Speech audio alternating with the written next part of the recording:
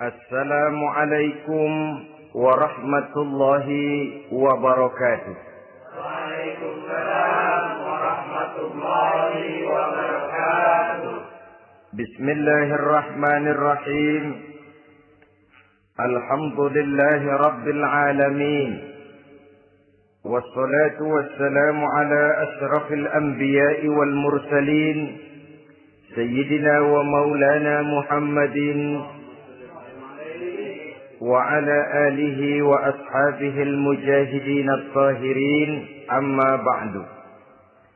Saudara-saudara kaum muslimin seiman dan sekeyakinan yang berbahagia. Pada suatu hari seketika sedang berkumpul dengan para sahabat, Rasulullah pernah memberikan peringatan. Beliau bersabda, yushiku an tada'a alaikumul umamu kama tada'al akanatu ala qas'atiha. Pada suatu saat nanti akan datang di tengah-tengah kamu wahai umat Islam, di mana orang-orang lain di sekeliling kamu akan bersatu mengerubungi kamu seperti bersatunya orang-orang mengerubungi makanan di atas meja hidangan. Akan datang satu saat nanti di mana kondisimu dikepung sedemikian rupa, yang barat mau menerkam, yang timur mau menghantam, yang selatan mau menginjak-injak, yang utara pun akan menjelajah. Kondisimu seperti makanan di atas meja hidangan. Sebagian sahabat merasa heran dan terkejut, lalu mereka bertanya, amin qillati nahnu yawma izin ya Rasulullah. Apakah jumlah kami pada waktu itu sedikit ya Rasul? Kami sampai dikepung sedemikian rupa? Beliau menjawab, bal antum yawma izin katsir. Sama sekali tidak. Kamu tidak sedikit pada saat itu. Bahkan jumlahmu sangat banyak. Kamu adalah mayoritas. Walakinnakum ghusa'un ka ghusa'is sail. Tetapi keadaanmu saat itu persis seperti buih di lautan. Banyak tetapi centang perenang. Banyak tetapi tidak punya daya dan kekuatan. Banyak tapi dipermainkan gelombang lautan, dihempaskan ke tepian pantai tanpa punya makna dan arti. Kondisimu pada saat itu kuantitas yang tanpa kualitas, sehingga orang lain enak saja mengepung kamu. Akidahmu didangkalkan, dibanjiri dengan peradaban dan kebudayaan yang menjauhkan dari agama. Dari segi maksiat dan munkarat seluruhnya mengepung sampai kita melepaskan nilai-nilai Islam kita ini. Dan celakanya, sambung beliau, وَلْيَنْزِعَنَّ فِي قُلُوبِ عَدُوِّكُمُ الْمَهَابَةَ مِنْكُمْ. Akan dicabut kehebatanmu di mata musuh-musuhmu. Sehingga pada saat seperti itu, orang lain memandangmu umat Islam enteng saja, remeh saja, tidak ada apa-apanya. Sudahlah, pokoknya umat Islam sikat saja. Umat Islam enteng, umat Islam kecil, umat Islam tidak ada apa-apanya. Alangkah ironinya, alangkah menyedihkannya, memilukan dan sekaligus memalukan. Umat yang mayoritas ini dipermainkan oleh yang minoritas. Umat yang jumlahnya terbesar, terbanyak, bahkan konon menurut catatan sampai 90%, tapi dipermainkan oleh mereka kelompok-kelompok kecil ini. وَلْيَقْذِفَنَّ فِي قُلُوبِكُمُ الْوَهْنَ. Pada saat itu di hatimu dicampakkanlah penyakit wahan. Sahabat kemudian bertanya, "Wa mal wahnu ya Rasulullah?" Apakah penyakit wahan itu ya Rasul? Beliau menjawab, "Hubbud dunya wa karahiyatul maut." Penyakit wahan itu tidak lain hubbud dunya wa karahiyatul maut. Terlalu cinta kepada dunia dan terlalu takut kepada mati. materialistis, dan takut resiko. Dua penyakit inilah yang menyebabkan walaupun umat ini mayoritas, tapi dipermainkan oleh yang minoritas. Walaupun dia golongan terbesar, tapi nasibnya seperti makanan di atas meja makan. Dari segala macam penjuru mau menghantam dia. Saudara-saudara kaum muslimin yang berbahagia, ini merupakan analisa sosial bahwa pada suatu saat nanti akan terjadi di tengah-tengah umat di mana kita dihantam dan diserbu dari segala macam penjuru. Akidah didangkalkan, peradaban dan kebudayaan dirusak, makanan dan minuman diracuni, pakaian ditelanjangi dan lain sebagainya, sampai kita melepaskan nilai Islam yang kita cintai ini. Kondisi sosial ini satu saat akan datang kepada kita. Demikian analisa dan peringatan dari Rasulullah Sallallahu Alaihi Wasallam. Marilah sekarang kita melihat. Adalah benar bahwa di zaman sekarang kita insya Allah tidak akan mengalami perang Badar sehebat yang pernah dialami oleh Rasul dan para sahabatnya. Tetapi sesungguhnya perang yang kita hadapi di zaman sekarang ini tidak kalah hebatnya dengan perang Badar, tidak kurang dahsyatnya dengan perang Uhud, tidak kurang ngerinya dari perang Khandaq. Hanya saja yang kita hadapi sekarang ini bukan ujung pedang, bukan ujung tombak, bukan ujung panah. Yang kita hadapi sekarang ini adalah perang akidah, perang ideologi, perang mempertahankan keyakinan. Yang kalau kita kalah sekarang, kita memang masih beragama. Tetapi anak kita, cucu kita, generasi yang akan hidup 5, 10, 20, 30 tahun yang akan datang, wallahu a'lam bissawab. Islam, saudara-saudaraku, tidak mungkin hilang dari dunia. Tetapi tidak mustahil Islam gulung tikar dari desa kita. Tidak mustahil Islam gulung tikar dari kampung dan kota kita, jikalau kita tidak menjaganya, jikalau kita tidak memeliharanya, bahkan jikalau kita tidak mewariskannya kepada anak-anak kita, generasi yang akan datang. Marilah kita mengingat sejenak bagaimana Islam di Spanyol yang pernah jaya, pernah mewarnai daratan Eropa, dan yang sekarang hanya sekedar tinggal ceritanya saja. Ini pernah diperingatkan oleh Rasul dalam satu hadis, sayati ala ummati zamanun la yabqal Islam illa ismun wala minal Quran illa rasmun. Akan datang satu masa di tengah umatku di mana pada masa itu Islam ada tapi hanya tinggal sekedar namanya saja, dan Quran pun ada tapi cuma sekedar tinggal tulisannya saja. Apabila kita tidak mewariskan ini kepada generasi yang akan datang, maka serbuan-serbuan dari berbagai macam penjuru dari hari ke hari semakin kita rasakan kehebatannya. Tidak mustahil sejarah Spanyol akan terjadi di desa kita, akan terjadi di kampung kita, akan terjadi di kota kita. Orang Spanyol, kalau mereka cerita kepada anaknya, mereka akan cerita, nak, di sini dulu ada masjid. Kapan, Pak? Dulu benar dah. Banyak orang Islam kalau hari Jumat pada sembahyang, kapan itu, Pak? Dulu sekali. Sekarang cuma sekedar tinggal ceritanya saja.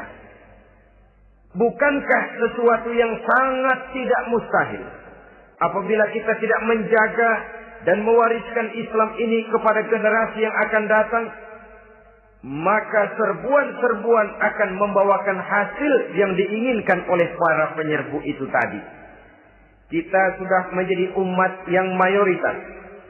Tetapi umat yang mayoritas ini menurut Rasul dikepung sedemikian rupa. Akidahnya didangkalkan, peradaban dan kebudayaannya ditekan sedemikian rupa. Kehidupan sosialnya dibuat individualis. Kemudian dari segi pergaulan, pakaian, makanan, minuman dan sebagainya diracuni sampai dia tidak lagi berpegang teguh kepada agamanya. Dan dikala itu hilang kehebatan umat ini di mata musuh-musuhnya. Orang lain memandang kita ringan saja, enteng saja, satu umat yang sudah kehilangan wibawa. Padahal konon kabarnya kita mayoritas, tapi enak saja dikutak-kutik orang lain. Dan dikala itu di hati kita merajalela penyakit uahan. Penyakit uahan itu apa? Pertama, hubbud dunia, terlalu cinta kepada dunia. Terlalu cinta kepada dunia yang menyebabkan kita lupa. Lupa akan tanggung jawab dan kewajiban. Lupa meneruskan dan mewariskan Islam kepada generasi yang akan datang. Kita berlomba dan berlomba hanya untuk mengejar dunia dan seluruh isinya. Baik dia bernama material, baik dia bernama seksual, baik dia bernama pangkat, jabatan dan kedudukan, berlomba-lomba kita di dalamnya.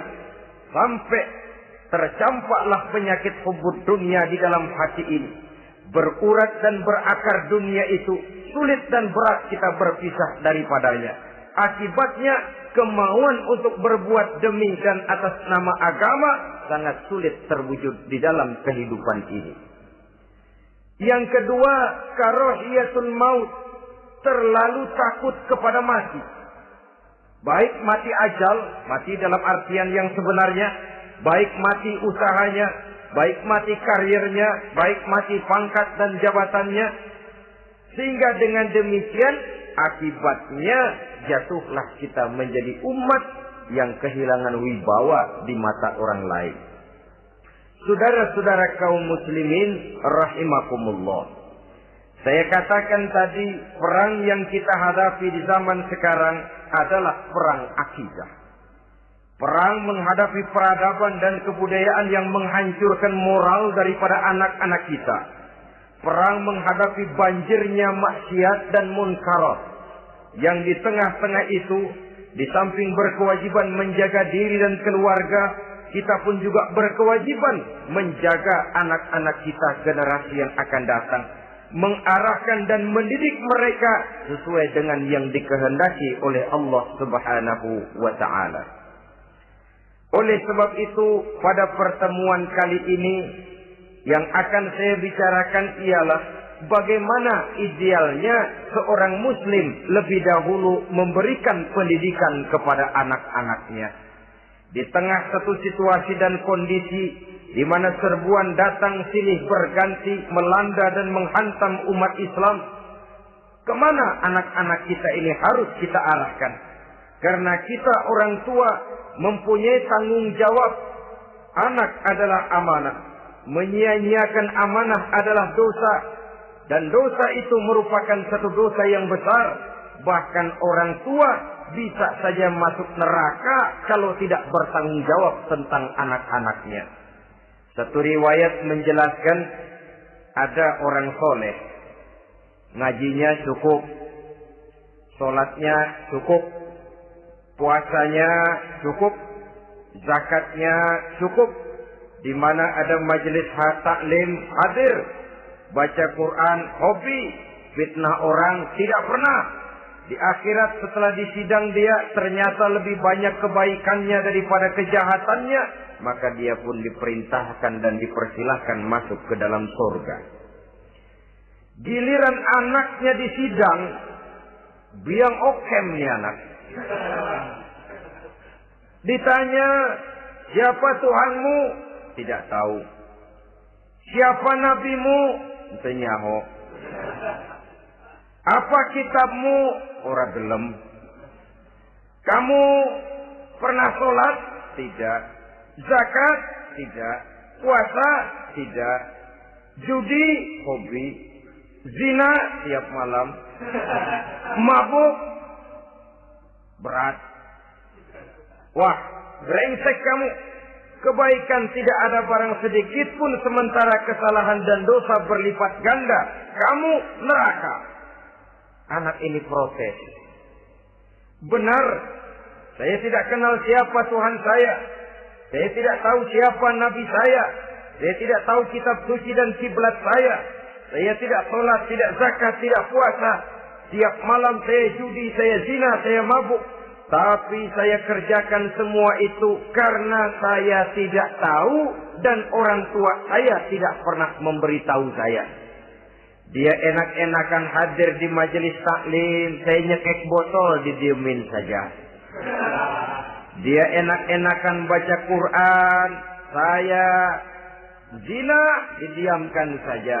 Saya bukan tidak mau, orang tua saya sama sekali tidak pernah mendidik saya. Dia mau benar sendiri. Maka kalau sekarang saya harus masuk ke dalam neraka, saya menuntut agar orang tua saya ikut sama-sama bergabung dengan saya ke dalam neraka. Gara-gara dia tuh saya jadi begini. Orang tuamu yang mana? Tuh, yang barusan mau ke surga. Ini orang tua yang sudah mau berangkat ke surga dipanggil. Sebentar dulu, Mas. Ini benar anak kamu? Iya, Pak. Waktu di dunia kamu tidak pernah ajarin dia ngaji? Sampai dia tidak kenal Tuhannya, tidak kenal nabinya, tidak kenal kiblat dan kitab sucinya? Iya, Pak. Dia tidak sholat, kamu diamkan saja. Dia tidak puasa, tidak zakat, kamu bersikap masa bodoh. Bahkan dia judi, dia zina, dia mabuk, kamu pun berdiam diri saja. Iya, Pak. Tahukah kamu bahwa anak ini adalah amanah? Menyia-nyiakan amanah artinya khianat. Dan khianat adalah dosa yang sangat besar. Kamu tidak bertanggung jawab. Maka kamu, anakmu, gabung ke dalam neraka. Saudara-saudara kaum muslimin rahimakumullah. Itu sebabnya Allah pesan benar-benar, ya ayyuhalladzina amanu qu anfusakum wa ahlikum nara. Hai orang-orang yang beriman, jaga dirimu dan keluargamu, istri, anak, orang-orang yang menjadi tanggung jawab dan kewajiban kita, jaga dan pelihara mereka dari api neraka. Saudara-saudara kaum muslimin, lalu kalau kita orang-orang tua yang hidup di zaman sekarang ini sudah sering beristighfar, mengurut dada, melihat situasi, membaca peta keadaan, konon tantangan yang akan dihadapi oleh anak-anak kita 15, 20, 25 tahun yang akan datang jauh lebih berat dari apa yang kita hadapi sekarang ini. Maka adalah wajar jika kita sebagai orang tua yang cinta kepada agama, cinta kepada anak-anak kita, berpikir untuk mewariskan nilai-nilai yang luhur ini kepada anak-anak kita generasi yang akan datang. Bagaimana pada mulanya kita harus mendidik mereka? Mari kita telusuri apa yang dicontohkan oleh Al-Quranul Karim. Orang-orang tua bijaksana yang diceritakan dalam Al-Quran, kalau sudah berpikir tentang anak-anaknya generasi yang akan datang, pendidikan pertama yang diberikan kepada anaknya ternyata adalah persoalan akidah. Nabi Ibrahim, pertanyaan yang paling merisaukan beliau buat anak cucunya ialah, ma ta'buduna min ba'di. Saudara bisa lihat surah Al-Baqarah ayat 133. Anak-anakku, kalau pada satu saat nanti aku, ayahmu ini sudah tidak ada lagi, meninggalkan kamu semua, meninggalkan kehidupan dunia ini, ma ta'buduna min ba'di, apa yang akan kamu sembah nak kalau ayah sudah tidak ada lagi? Jikalau ayahmu sekarang masih rajin ke masjid, melakukan rukuk dan sujud, i'tikaf dan membaca Quran, kalau satu saat ayahmu meninggalkan dunia ini, masihkah engkau mau ke dalam masjid? Masihkah engkau rukuk dan sujud? Masihkah engkau i'tikaf? Ma ta'buduna min ba'di, apa yang akan kamu sembah kalau aku ayahmu tidak ada lagi nak? Ditanamkan bukan hanya keyakinan bertauhid, sekaligus juga menyembah kepada Allah yang kita yakinkan dengan tauhid itu tadi. Bukankah berbeda dengan kita kebanyakan orang tua sekarang? Kita tidak pernah berpikir ma ta'buduna min ba'di. Kalau bapak tidak ada, kamu nyembah apa nak? Kita orang tua sekarang pagi-pagi malah berpikir ma ta'kuluna min ba'di. Kalau bapak nggak ada, kamu nanti makan apa nak? Bukan nyembah apa yang kita pertanyakan. Bukan nyembah apa yang kita khawatirkan. Makan apa nak? Maka yang dicari lalu sekolah-sekolah yang bonafit, yang tidak peduli apakah itu merusak imannya, mematikan akidahnya, menghancurkan keyakinannya. Yang penting ada jaminan hari depan bisa dapat lapangan kerja. Akibatnya berduyun-duyun orang-orang tua muslim menyekolahkan anaknya di sekolah-sekolah yang bukan Islam, yang nyata-nyata membahayakan akidahnya. Dididik dengan kultur dan budaya yang bertentangan dengan nilai-nilai agamanya. Bukankah ini berarti merelakan anak untuk dikafirkan? Bukankah ini artinya menyerahkan anak untuk ditulis menurut selera para pendidik yang tidak sesuai dengan nilai akidah yang dimilikinya? Mengapa kita tidak berpikir seperti Nabi Ibrahim yang sebelum memberikan pendidikan kecerdasan, sebelum pendidikan matematika, IPS, PSPB dan disiplin ilmu lainnya, yang pertama ditanamkan ma ta'buduna min ba'di. Kalau ayahmu tidak ada, kamu menyembah apa nak? Menyembah Allah, apa nanti malah menyembah harta? Menyembah Allah, apa nanti malah mendewa-dewakan pangkat dan jabatan? Menyembah Allah, apa malah nanti menyembah alam? Itu yang dikhawatirkan Nabi Ibrahim kepada generasi yang akan datang. Dan itu saudara-saudara yang seharusnya mengkhawatirkan kita kepada anak-anak kita generasi yang akan datang. Lihatlah serbuan akidah di zaman sekarang ini. Dimanfaatkan kemiskinan kita umat Islam. Diberikan kita tawaran berupa beras, pakaian, obat-obatan, kalau perlu beasiswa, asal bisa melepaskan keislaman kita ini. Bertahap, sedikit demi sedikit, step by step, shibran bi shibrin wa zira'an bi zira'in. Dan harus saya ingatkan, orang di zaman sekarang tidak mungkin menghantam Islam secara frontal.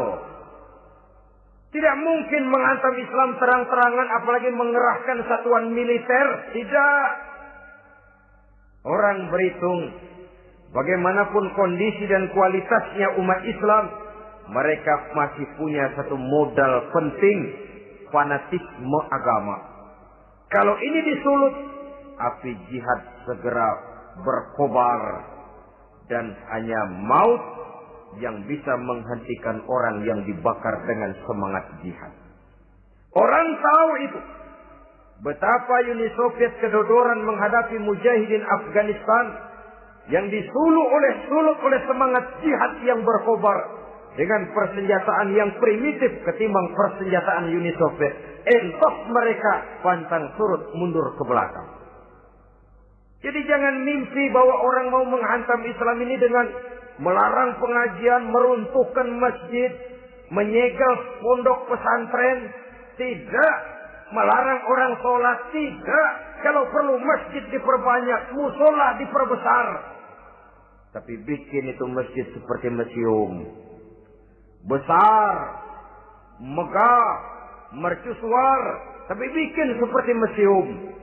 Tempat orang kagum, tempat orang memuji, tapi sunyi dari nilai-nilai ibadah. Saudara-saudara kaum muslimin, untuk sampai kepada penghantaman akidah, jalan yang paling mudah dirintis sekarang ini secara bertahap dan sistematis memisahkan umat Islam dari Islamnya. Biarkan mereka bernama Muslim. Biarkan di atas kartu penduduknya tertulis agama Islam.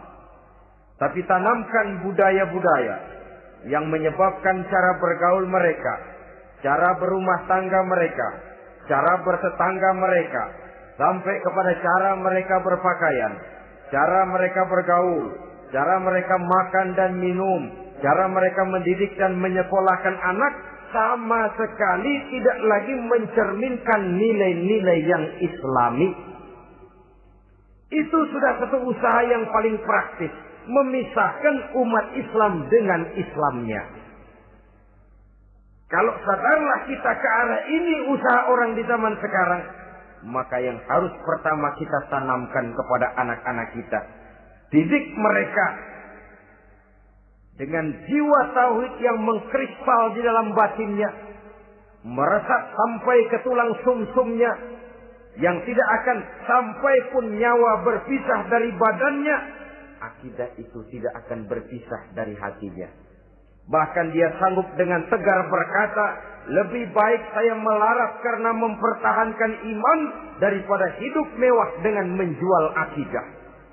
Satu khitbah, satu garis kehidupan yang perlu kita wariskan kepada anak-anak kita, generasi yang akan datang. Dahulu ada satu tradisi, saudara-saudara. Kalau anak gadis kita dilamar orang lalu bertanya, anakmu mau ngelamar gadis saya, apa sudah khatam Quran berapa kali? Apa sudah bisa baca kitab macam-macam dan lain sebagainya? Sehingga lahirlah satu kebanggaan. Apapun motifnya, tapi pertanyaan semacam ini zaman sekarang sudah langka. Paling-paling yang ditanya kalau anaknya dilamar orang, anakmu kerja di mana? Gajinya sebulan berapa? Kendaraannya bebek apa soang? Apa-apa? Itu yang kita pertanyakan, berkisar di seputar materi, kerja, job, status sosial, dan lain sebagainya. Perkara bisa baca Quran atau tidak, nomor 18. Perkara sembahyangnya rajin apa tidak, nomor 36.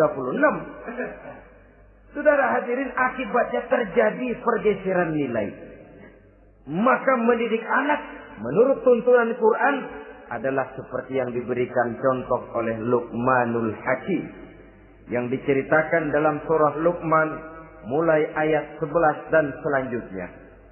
Apa pendidikan pertama yang harus kita berikan kepada anak? Pertama, ya bunayya la tusyrik billah. Wahai anakku, jangan sekali-kali engkau menyekutukan Allah. Jaga tauhid, pelihara iman, mantapkan akidah. Ini dasar yang pertama. Belum lagi anak mengenal berbagai macam disiplin ilmu, yang pertama ditanamkan tauhid. Ini yang mendasari kehidupan. Ini yang akan menjadi mewarnai dan menjadi warna dari kepribadian seseorang. Sentuhan jiwa tauhid di dalam diri si anak. Belum lagi sempat dia kenal yang lain. Yang pertama yang kita tanamkan, kita wariskan, kita berikan. La tusyrik billah. Jangan sekali-kali menyekutukan Allah. Nah, kalau ini sudah tertanam, ini sudah merupakan satu fondasi yang kuat. Selebihnya nanti tinggal melihat bakat si anak, kemana dia harus dididik. Yang terpenting nilai iman lebih dahulu tanamkan. Dan untuk menghancurkan nilai keimanan, saudara-saudara, saya katakan, ingatkan kepada hadis di awal tadi, dikepung kita dari berbagai macam penjuru agar bisa melepaskan nilai-nilai iman dan keyakinan. Proses pendangkalan akidah, ditanamkan keraguan kepada agama, ditanamkan rasa malu beragama. Sholat malu, baca Quran malu, berangkat ke masjid malu, pakai jilbab malu. Ditanamkan rasa malu beragama. Sehingga bertahap sedikit demi sedikit kita mulai berpisah dengan kehidupan beragama. Ditanamkan hal yang sedemikian rupa dari berbagai macam penjuru. Dihantam akidah. Akidah kuat. Dihantam dari segi peradaban dan kebudayaan. Diperbanyaklah peradaban dan kebudayaan yang bukan mendekatkan kita dengan agama, malah mendekatkan kita dengan neraka. Menjauhkan kita dari agama, menjauhkan kita dari nilai-nilai luhur yang diwariskan oleh orang-orang tua kita terdahulu. Adalah kewajiban kita yang pertama mendidik anak, menanamkan roh, jiwa, dan semangat tauhid di dalam diri mereka. Saudara-saudara kaum muslimin rahimakumullah. Kenapa kita lebih dahulukan menanamkan jiwa, roh, dan semangat tauhid ini kepada anak-anak kita? Pertama, kita tidak hanya ingin sekedar mempunyai anak yang pintar, tetapi lebih daripada itu kita pun ingin mempunyai anak yang benar. Segala macam disiplin ilmu, segala macam bentuk penalaran ilmiah dan pengisian intelektualitas manusia mungkin di satu sisi akan membuat dia pintar, tapi di sisi lain belum tentu akan membuat dia benar. Nabi pernah memberikan peringatan, "Man izdada ilman wa lam yazdad huda, lam yazdad minallahi illa bu'da." Orang yang hanya bertambah ilmu pengetahuannya, tapi tidak bertambah hidayah dari Allah, tidak makin mantap keimanannya, maka seluruh nilai-nilai ilmunya hanya akan menjauhkan dia dari Allah Subhanahu wa ta'ala. Dan adalah lebih merupakan azab daripada nikmat kalau kita diberikan ilmu pengetahuan yang hanya akan menyebabkan kita semakin jauh dari Allah Subhanahu wa ta'ala. Yang kedua, sesungguhnya roh, jiwa, dan semangat tauhid yang melekat dalam diri anak pada puncaknya akan melahirkan satu disiplin murni yang tumbuh dari dalam dirinya sendiri, di mana si anak dalam kehidupannya merasakan dimanapun dia berada, kemanapun dia pergi, ia selalu merasakan kehadiran Allah dekat dalam hidupnya. Ia sadar sesadar-sadarnya bahwa tidak ada satu perbuatan yang bagaimanapun kecilnya yang bisa disembunyikan dari kekuasaan Allah Subhanahu wa ta'ala.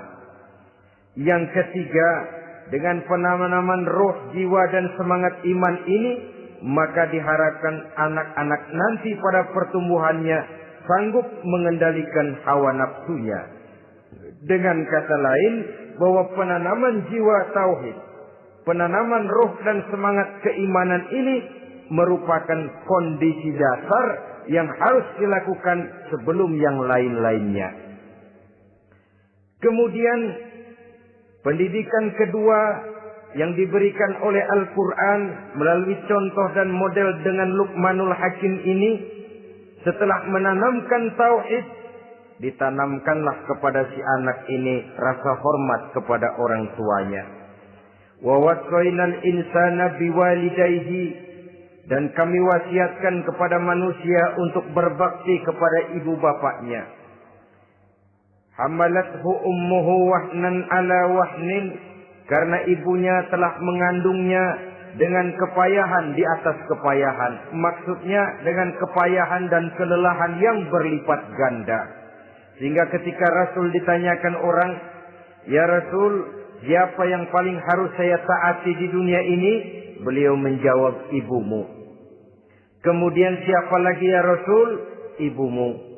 Setelah itu, "Siapa lagi ya Rasul?" "Ibumu." Dan kemudian, "Siapa ya Rasul?" "Bapakmu." Ibu, ibu, ibu, bapak. Bahkan al-jannatu tahta aqdamil ummahat. Surga berada di bawah telapak kaki ibu. Bagaimana menanamkan rasa hormat kepada orang tua di hati anak? Tentu yang pertama, bagaimana orang tua bisa memberikan keteladanan. Marilah kita sebagai orang-orang tua ini menyadari bahwa sebelum anak kenal sekolah dasar, sebelum anak kenal TK, ibtidaiyah, sanawiyah, sampai kepada perguruan tingginya, yang pertama dia kenal adalah lingkungan rumah tangganya, gurunya adalah ibu bapaknya. Di sini berlakulah apa yang dinamakan keteladanan. Keteladanan jauh lebih berhasil daripada sekedar teori-teori yang muluk. Keteladanan jauh lebih berhasil daripada berbagai macam indoktrinasi dan penataran. Kurangnya keteladanan akan menyebabkan anak mencari pola. Apabila kita orang tua ini tidak bisa memberikan keteladanan yang baik kepada anak-anak kita, maka pada suatu saat anak-anak akan menganggap enteng dan kehilangan wibawa kita sebagai orang tua di mata mereka.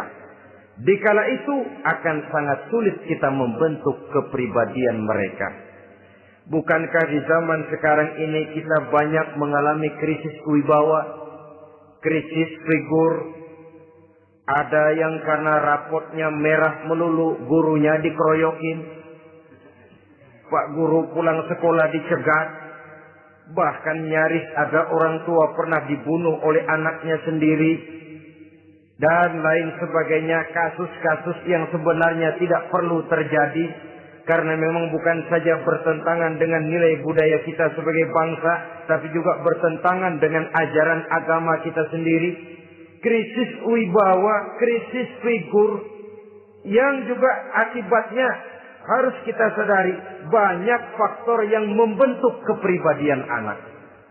Pergaulannya, yang dibacanya, yang ditontonnya, yang disaksikannya di dalam kehidupan. Benar kita menyekolahkan mereka, tapi berapa jam mereka di sekolah? 6 jam, 7 jam paling lama. Sedangkan mereka hidup 1 hari 1 malam 24 jam. Kalau cuma 7 jam di sekolah, ini berarti lebih banyak dia di luar sekolah. Dan di luar sekolah itu artinya ya rumah tangganya, ya temannya, ya lingkungan di mana dia tinggal, yang seluruhnya sangat besar pengaruhnya dalam ikut membentuk kepribadian anak-anak kita.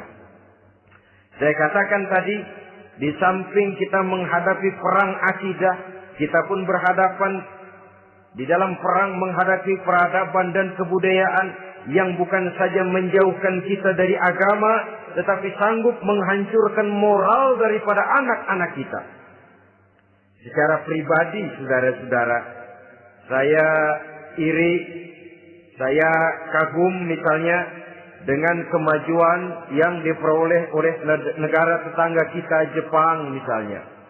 Padahal tahun 45 ia pun hancur lebur oleh meledaknya atom di Hiroshima dan Nagasaki. Tapi bagai satu tenaga raksasa kemudian Jepang bangkit. Menjadi satu negara superpower di Asia.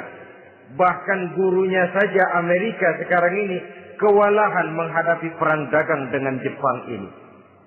Dan yang menarik, Jepang bisa maju dan modern dengan tetap menjadi Jepang. Tanpa harus kehilangan identitasnya sebagai satu bangsa. Tanpa harus kehilangan kepribadiannya sebagai satu bangsa. Sebagai negara yang sedang berkembang, kita sering latah. Kita ingin meniru Barat, tapi bukan teknologinya, westernisasinya yang kita tiru. Bukan isinya, kulitnya yang kita ambil. Akibatnya apa? Modernnya belum, orangnya sudah Barat. Bergaulnya sudah cara Barat, berumah tangganya sudah cara Barat, berpakaiannya sudah cara Barat, mendidik anaknya sudah cara Barat. Di mana ketemu orang tua cukup hello daddy. Kulitnya kita ambil, sementara isinya kita campakkan. Ironi dan menyedihkan. Padahal kita sesungguhnya bisa maju dan modern. Bisa mengejar segala ketinggalan dan keterbelakangan kita. Dengan tetap menjaga nilai-nilai luhur budaya kita sebagai satu bangsa. Mengambil isinya. Dan kalau memang tidak perlu, lalu mencampakkan kulitnya. Pengaruh peradaban dan kebudayaan yang menghancurkan moral daripada anak-anak kita.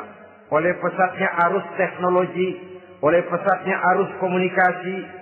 Di mana hal-hal yang terjadi di belahan dunia lain dapat kita saksikan hari ini juga melalui layar televisi.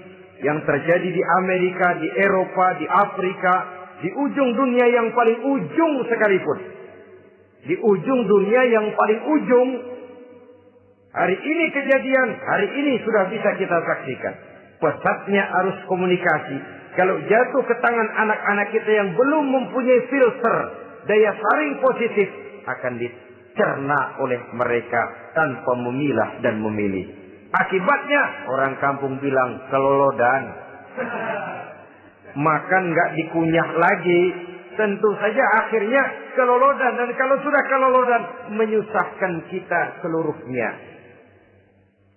Oleh karena itu budaya menghormati orang tua perlu dijaga, perlu dipelihara dan diwariskan kepada anak-anak kita. Tali silaturahmi sehingga ada respeknya kepada orang tuanya. Jangan bapaknya dianggap CS. Ibunya dianggap CS. Kakeknya dianggap CS. Hilang rasa respek, hilang rasa menghormati. Sementara orang tua sendiri tidak bisa memberikan keteladanan, kurang mendapat perhatian dan lain sebagainya. Apalagi kalau baik ibu maupun bapak adalah orang-orang karier yang setiap hari sibuk menghadapi tugas masing-masing. Bapak sibuk rapat, pindah kantor sana kantor sini, ibu sibuk arisan, besarlah anak-anak di tangan pembantu dan lain sebagainya, sehingga dia merasa kurang mendapat perhatian, dan ini akan ikut membentuk warna dari kepribadian yang dimilikinya. Sampai kepada pelosok-pelosok desa, jaringan televisi memang menguntungkan. Tapi kalau sudah sampai kepada menayangkan budaya-budaya yang tidak sesuai dengan pola di mana mereka tinggal, pola lingkungannya, dan ingin mereka terapkan dalam kehidupan, ironi dan menyedihkan. Maka sering dikatakan, jikalau ABRI masuk desa, rakyat beruntung. Jikalau listrik masuk desa, rumah jadi terang. Jikalau koran masuk desa, rakyat jadi cerdas. Jikalau hakim masuk desa, rakyat lalu sadar hukum. Tapi jikalau maksiat dan munkarat masuk desa, minuman keras masuk desa, judi masuk desa, pelacuran masuk desa, rakyat tentu kiamat. Dan kita harus punya budaya untuk memilah dan memilih. Mempunyai filter untuk jadi daya saring positif. Oleh karena itu saudara-saudara, tahap kedua setelah menanamkan jiwa tauhid kepada anak, tanamkan rasa hormat kepada orang tuanya. Orang tua itu ibu bapaknya. Orang tua itu guru-gurunya yang mengajarkan dia. Atau yang dianggap tua yang lebih senior dari dia.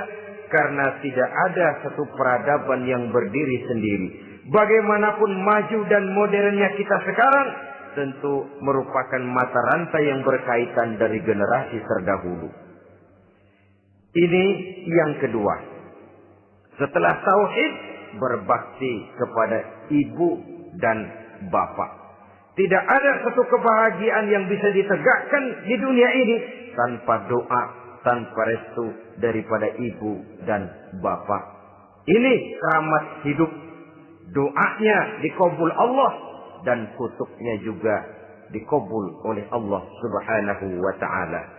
Jadi mendidik anak setelah menanamkan jiwa tauhid, menanamkan rasa hormat dan taat berbakti kepada ibu bapaknya. Itu yang kedua. Kemudian yang ketiga, melalui model Luqman, Quran mendorong kita untuk mendidik anak menanamkan etika otonom. Apa itu? Ya bunayya, innaha in takum misqala habbatin min khardalin fatakun fi sakhratin aw fis samawati aw fil ardi ya'ti biha Allah. Wahai anakku, sesungguhnya kalau ada satu kebaikan yang kamu kerjakan, kecil, tidak nampak oleh pandangan mata yang zahir, yang kecil itu tersembunyi di puncak langit, di dasar bumi yang paling dalam, atau di tengah batu hitam sekalipun, Allah pasti mengetahuinya dan pasti akan memberikan balasan yang seadil-adilnya. Pendidikan apa ini? Pendidikan moral. Menanamkan etika otonom. Nah, kau berbuat baik jangan karena dilihat orang. Kau tidak mau melakukan kejahatan jangan cuma karena ada polisi. Kalau ada polisi kau tidak mau jahat, kucing juga begitu. Coba lihat kucing.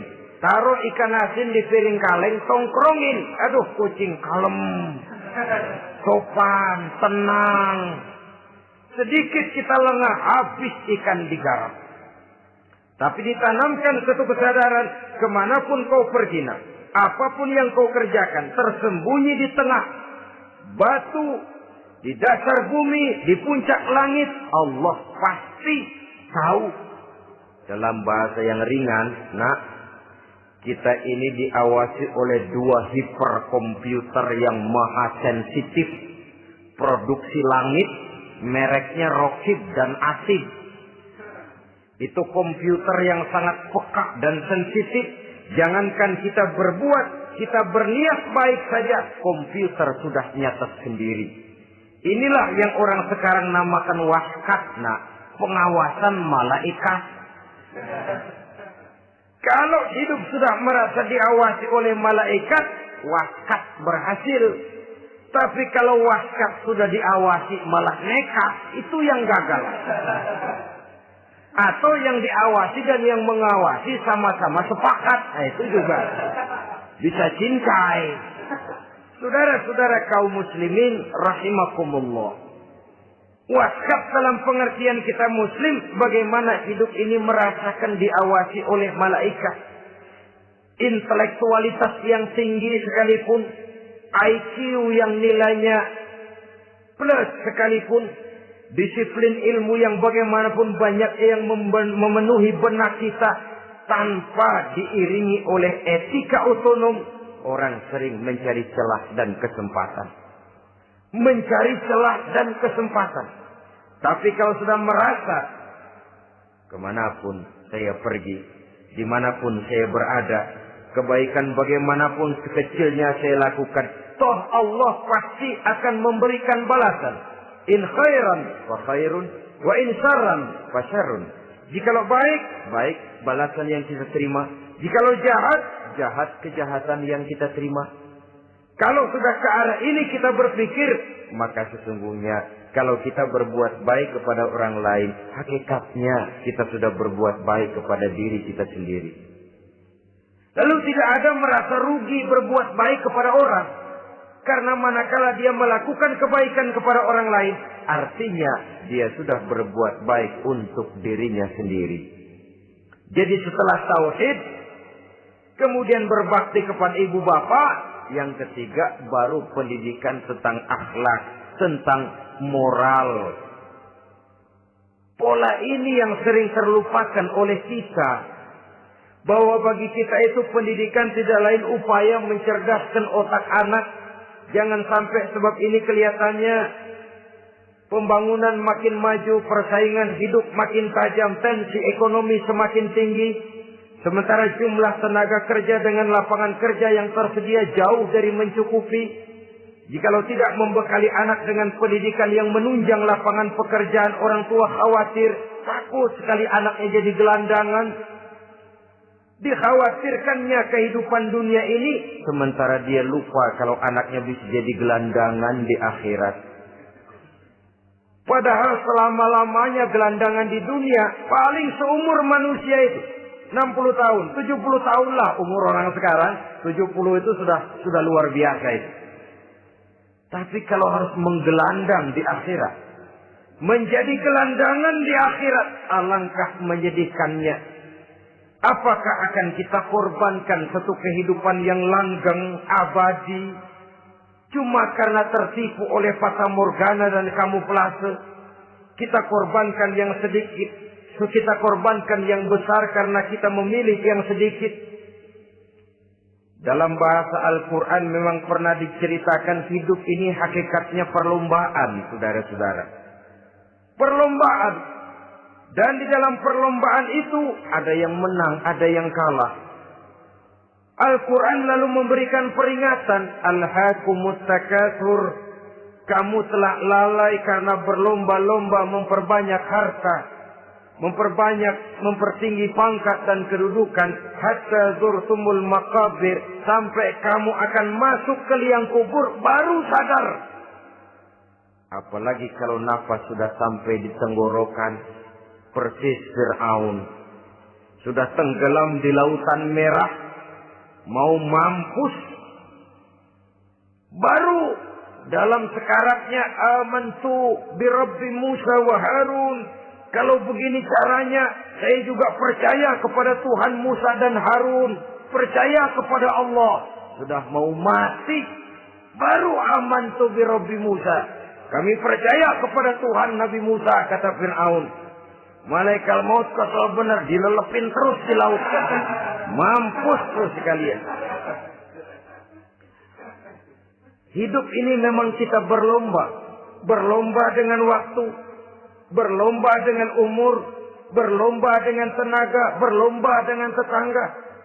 Yang jangankan kita sampai mundur. Berhenti saja sejenak. Kita akan ditinggalkan oleh yang lain. Tiada kata mundur. Bahkan tiada kata berhenti. Sekali kita melangkah, melangkahlah terus. Tapi berlombalah seperti yang dikehendaki Quran. Fastabiqul khairat. Berlomba-lombalah di dalam kebajikan. Jangan berlomba-lomba di dalam kemaksiatan, kemunkaran, kejahatan. Berlombalah dalam urusan kebaikan.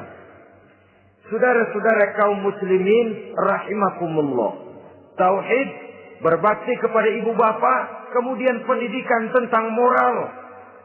Apabila pendidikan tentang moral sudah tertanam, barulah lihat bakat si anak. Kemana bakatnya?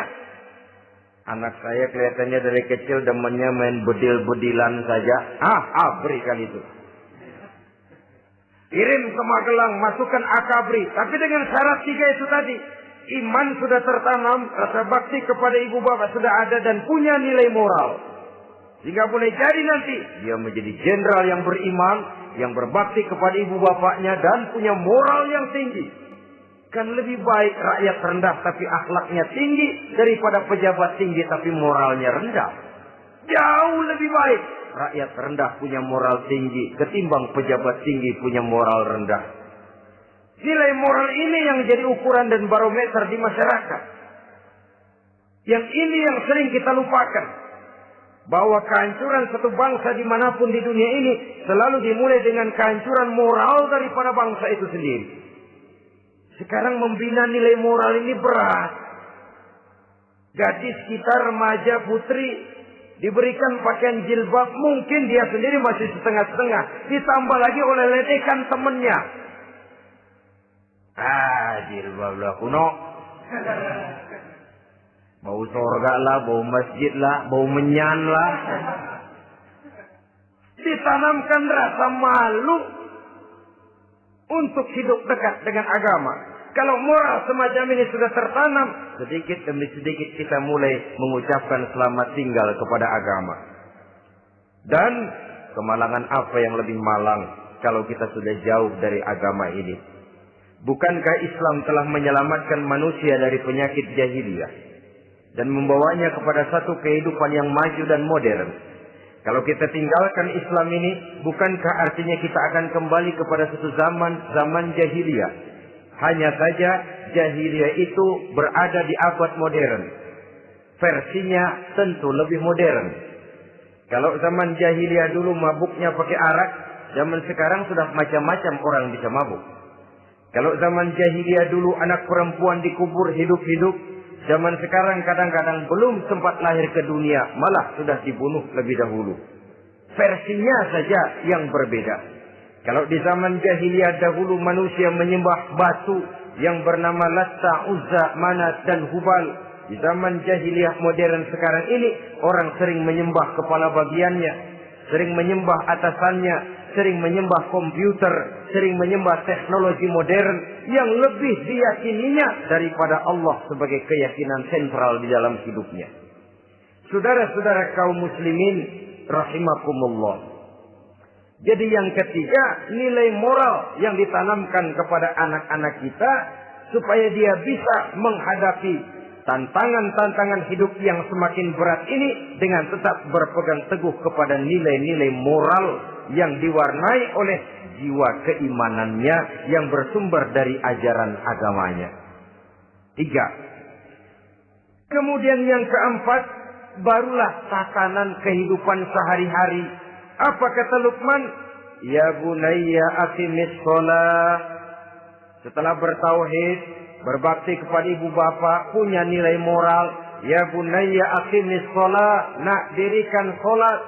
Rumah tangga muslim. Anak berumur 7 tahun sudah berani meninggalkan salat. Kata Nabi, pukul. Bukan untuk menyakiti, untuk mendidik. Karena sayang kepada anak. Saudara-saudara, kita khawatir betul kepada anak. Kalau dia pulang dari sekolah, buru-buru kita sebagai orang tua bertanya, sudah makan nak? Sudah istirahat nak? Tapi jarang kita sebagai orang tua melontarkan, sudah sholat nak? Bahkan kita bisa memberikan sugesti kepada anak. Nah, kalau kau naik kelas 1 sampai naik ke kelas 2, bapak beliin sepeda. Tamat SD nak, motor. Tamat SMP nak, ke Bali juga. Tamat SMA nak, Singapura. Saudara-saudara, tapi kalau untuk urusan sholat misalnya, kita tidak pernah memberikan sugesti kepada anak-anak kita. Nah, kalau kau hafal Fatihah lengkap dengan artinya, bapak beliin sepatu. Nah, kalau kau bisa sholat dengan baik, cukup syarat rukunnya, bapak beliin sepeda. Ada rangsangan, ada sugesti yang membuat anak lebih tergerak untuk hidup dalam suasana keagamaan. Ya bunayya aqimis shalah, nak dirikan sholat. Sebab ini sandaran vertikal yang paling langsung antara manusia dengan Tuhannya. Menyadari bahwa sepanjang yang bisa dilakukan oleh manusia hanyalah berusaha dan berusaha. Dan kepastian sepenuhnya ada di tangan Allah. Dengan sholat kepribadianmu diperteguh. Dengan sholat sandaran vertikalmu kepada Allah diperkuat. Dan pada waktunya nanti Al-Quran memberikan bimbingan. Hendaklah minta tolong kepada Allah dengan sabar. Dan tetap mendirikan sholat. Ya bunayya aqimis sholat. Setelah itu, wa'mur bil ma'rufi wanha 'anil munkar. Tegaklah membina yang ma'ruf, tegaklah mencegah yang munkar. Ini sikap hidup sudah. Salat tadi tugas hidup. Lalu sikap hidup tampil di tengah masyarakat, membina yang ma'ruf, mencegah yang munkar sesuai dengan kesanggupan masing-masing. Bukankah setiap kita kepingin punya anak yang bermanfaat? Setidaknya bagi keluarganya, syukur kalau bisa bagi lingkungannya, bagi masyarakat, bangsa dan negaranya. Dan satu di antara tanda orang yang bermanfaat, kalau dia bisa hidup menjadi penganjur yang ma'ruf dan pencegah yang munkar. Dan itu kalau tidak ada hidayah, sulit orang mau melaksanakan itu. Sebab apa? Ada kecenderungan belakangan ini di mana agama dianggap urusan pribadi. Sehingga orang lalu sering bilang, jangan bawa-bawa agama dah, itu kan bukan urusan agama. Ini sudah ciri berpikirnya sekuler. Jangan bawa-bawa agama. Agama urusan pribadi. Artinya orang mau sholat mau enggak, jangan bilang apa-apa dah. Urusan dia sendiri lah. Dia mau puasa dia enggak, merdeka saja, urusan pribadi. Agama bukan persoalan pribadi. Apalagi jika sudah menyangkut amar ma'ruf dan nahi munkar. Siap menegakkan yang baik, mencegah yang munkar untuk tegaknya suatu masyarakat yang diwarnai oleh kebaikan dan terhindar dari segala macam kejahatan. Dan terus ayat-ayat selanjutnya mencerminkan sikap hidup. Namun yang intinya cara mendidik anak yang baik yang dicontohkan oleh Al-Quran dengan Luqmanul Hakim sebagai model. Pertama, tanamkan tauhid. Yang kedua, tanamkan rasa hormat dan berbakti kepada ibu bapaknya. Yang ketiga, tanamkan moral, nilai akhlak yang tinggi. Setelah itu yang keempat, biasakan hidup dalam suasana keagamaan. Kontrollah sholatnya, kontrollah baca Qur'annya, kontrollah puasanya di bulan Ramadan. Ajaklah anak-anak sholat berjamaah. Sehingga dengan demikian dia terbiasa oleh satu suasana yang mendekatkan dia dengan nilai agamanya. Dari sana diharapkan nilai-nilai ilmu yang didapatnya dari bangku sekolah akan menciptakan keseimbangan dengan yang ditanamkan oleh orang tuanya dalam bentuk yang dijelaskan oleh surah Luqman itu tadi. Sehingga apabila keseimbangan ini terwujud akan menjalin keseimbangan dalam pola berpikir. Dan keseimbangan dalam pola berpikir akan melahirkan keseimbangan dalam perbuatannya. Terwujudlah kita harapkan insan yang fid dunya hasanah wa fil akhirati hasanah. Inilah harapan kita semua. Mudah-mudahan Allah memberikan kekuatan kepada kita untuk mewariskan nilai-nilai yang baik kepada generasi yang akan datang.